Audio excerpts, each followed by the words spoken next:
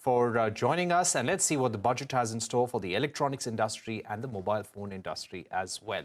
Shifting focus now, India's real estate sector is seeing a revival, but the way property is being sold, especially residential real estate, has undergone a change since the pandemic set in. CNBC-TV18's Shraddha and Arundhati Ramanan report that developers are turning to tech-driven tools called Proptech to drive sales and boost conversion rates. For years, real estate companies used websites to attract potential customers, their own or platforms that provide property listings. But physical site visits were an integral part of the selling process. This started changing a few years ago, with some developers offering online tours of their projects. The pandemic sped up this adoption of technology, and companies now offer a lot more.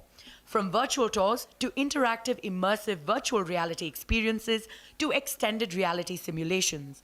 They give aspiring homeowners a sneak peek into what living in the finished project will actually feel like. Technology, which about a decade back was used only for, backward integration, like a CRM and all, now has taken a front seat. So in forward facilitating the brands, right? People want to, real estate brands globally want to create memorable experiences for their prospects, so that, in this cloud of offerings, they are able to stand out. Consultancy firm Anarock says that globally, conversion rates have risen to 40%, and much of this surge can be attributed directly to the use of new age tech as selling tools. Of course, this also means a jump in sales and revenues. Earlier, they would take 6 months to buy a property by understanding things. With technology in place, the duration of buying cycle has reduced because you have a lot of clarity, and that is even happening at the local sites also. It also gives the builder a cost advantage in the long term, even if the technology is costly to begin with. Here we are, and these technologies come in place, wherein the buyer can experience the entire sample house without actually being constructed by the developer. So that saves on the money, that saves on the time, that saves the resources also. It's not just high-end luxury projects that are adopting such technology. Anarock says that mid-range and affordable housing projects account for 56% of new launches in the third quarter of 2022. And a lot of the buyers are millennials with whom such technology resonates. But experts say the technology is constantly evolving and expensive, so adoption has been relatively slow. We've seen specific to India is real estate, as most people know, is a really family-owned business, right?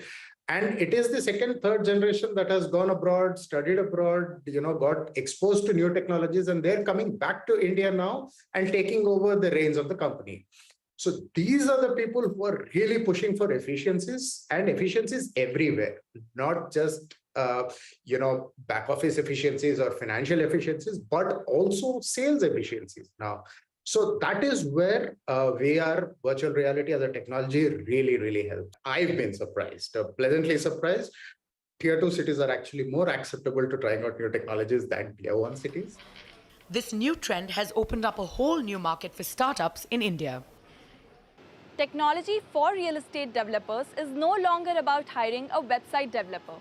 It's now about immersive experiences and holograms. Stuff that lets a potential buyer walk around in a home that's still under construction miles away and play around with the interiors to get a real feel for the space. This has created a whole new high-growth sector. And while the Indian startup ecosystem has been complaining of a funding winter, Proptech enterprises have seen private investments jump 55% between 2009 and 2021. In Mumbai, Shraddha Tiwari. All right, thanks, Shraddha, for getting us that report.